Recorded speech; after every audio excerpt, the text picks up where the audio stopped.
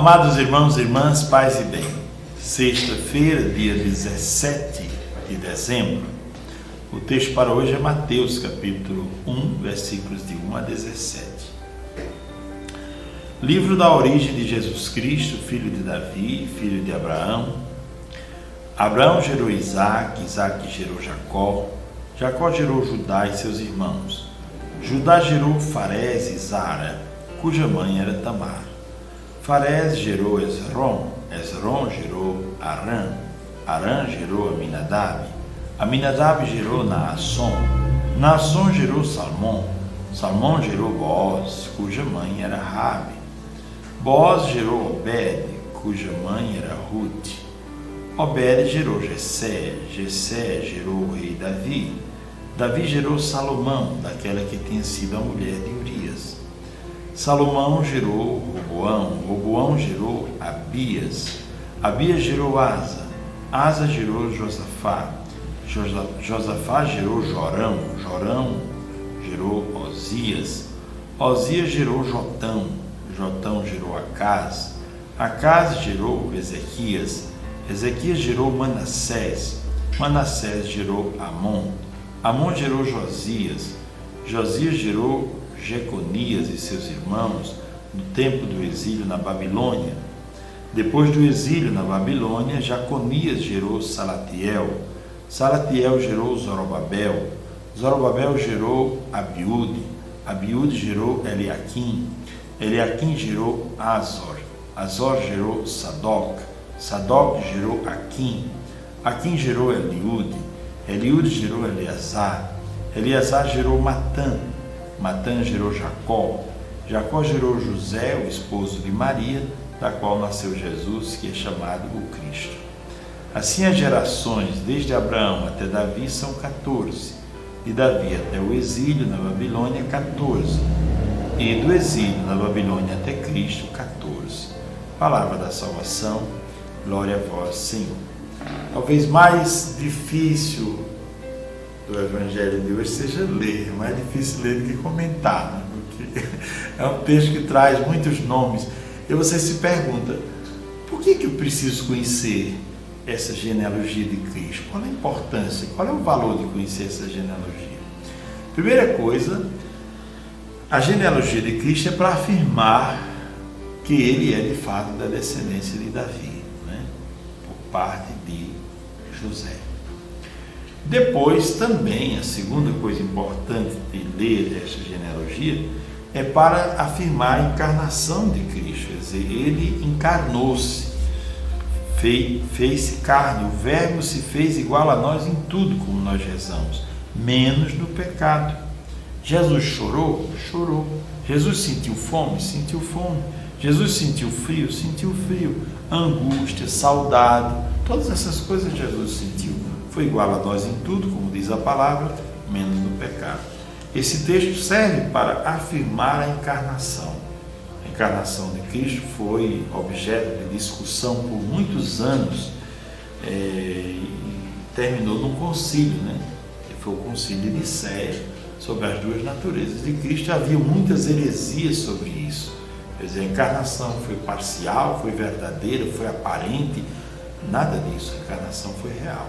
O Verbo divino se fez carne, definiu o concílio de Nicéia em 325. É fato já definido, não é? Estudado, lido, aprofundado, definido pelos santos padres da Igreja. Qual o valor de conhecer esta árvore genealógica? Inclusive, conhecer a de Cristo e conhecer a sua também. Eu daria um conselho a cada um de fazer a árvore genealógica da sua família. Conhecer quem foram seus avós, seus bisavós, qual a herança genética que eles deixaram para você, qual a herança cultural, qual a herança espiritual, qual a herança psicológica, afetiva. É muito importante conhecer os nossos antepassados. É muito importante para saber de onde nós viemos e que marcas nós carregamos que são dos nossos antepassados. Nós trazemos mais em nós dos nossos antepassados do que nós pensamos. Trazemos muita coisa em nós herdamos dos nossos antepassados, não é? E uma outra coisa importante sobre a genealogia de Cristo é para perceber que não há família perfeita. Sua família não é perfeita, a minha também não é. E nós escutamos agora na genealogia algumas coisas sobre a família de Cristo, os antepassados, que também mostra que há imperfeição naquela família, né? Como em qualquer família. O texto conta aqui, olha, por exemplo, Davi gerou Salomão, daquela que tinha sido a mulher de Urias. Quer dizer, Davi colocou Urias numa frente de batalha para que Urias morresse e ele ficasse com a mulher de Urias. E dessa união que foi fruto de toda essa trapaça, de todo esse jogo de Davi, nasceu Salomão. Aparecem aqui outras figuras que não se comportaram bem também, figuras que tinham comportamentos esquisitos. E por que aparece na genealogia? E por que Mateus não esconde nada da genealogia? É para dizer que toda família tem os seus problemas, toda família tem as suas imperfeições e tem as suas, digamos assim, suas páginas difíceis, né, de escrever. A gente às vezes julga as famílias dos outros, mas na nossa também tem problema. Toda família humana tem os seus problemas, seja de ordem espiritual, genética, psicológica, afetiva, porque essas coisas passam de uma geração para outra, não é? Não é só a genética do corpo, mas passa também essa herança de um modo geral, né? Nós herdamos dos nossos pais muita coisa, mais do que nós imaginamos. Está aqui a genealogia de Cristo, eu poderia comentar, né, essa genealogia, parte por parte, daria um belo trabalho, mas ao mesmo tempo longo. A genealogia é dividida em 3 momentos, né?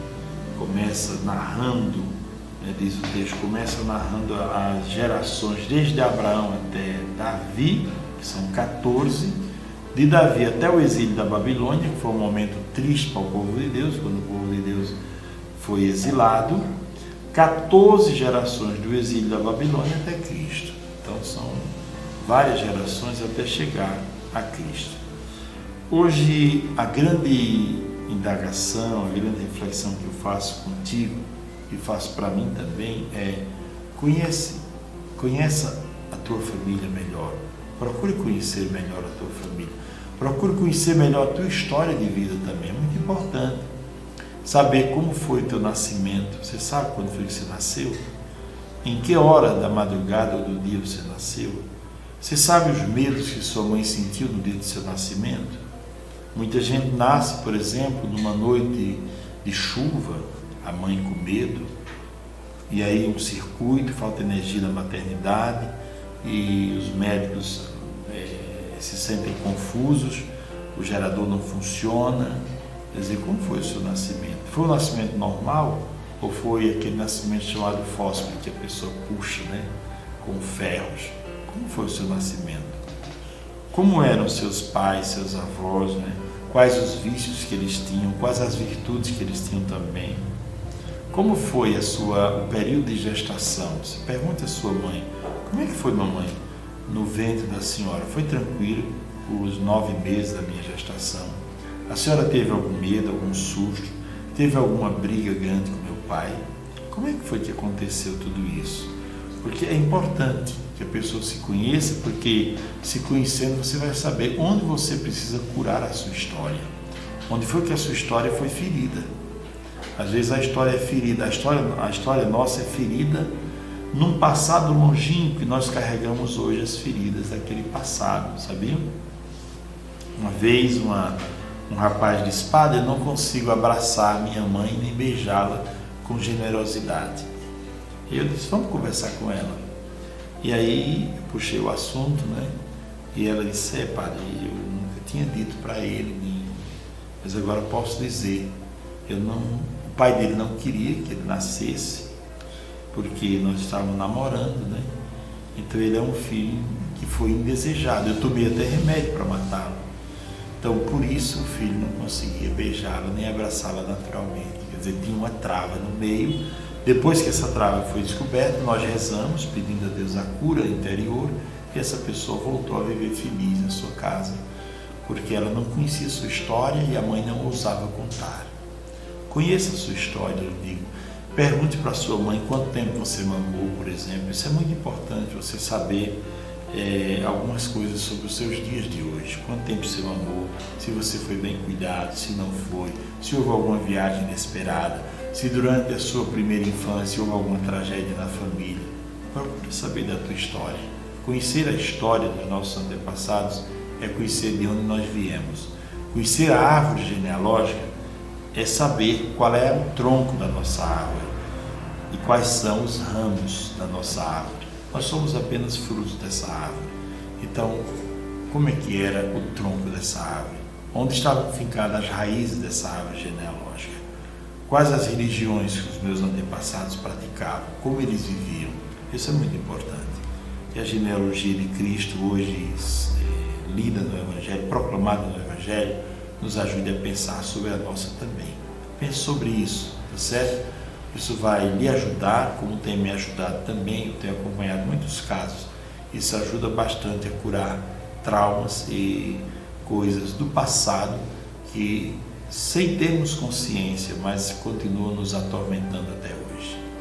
Abençoe-vos o Deus que é todo-poderoso, Pai, o Filho e o Espírito Santo. Amém. Tenham todos um ótimo dia, paz e bem.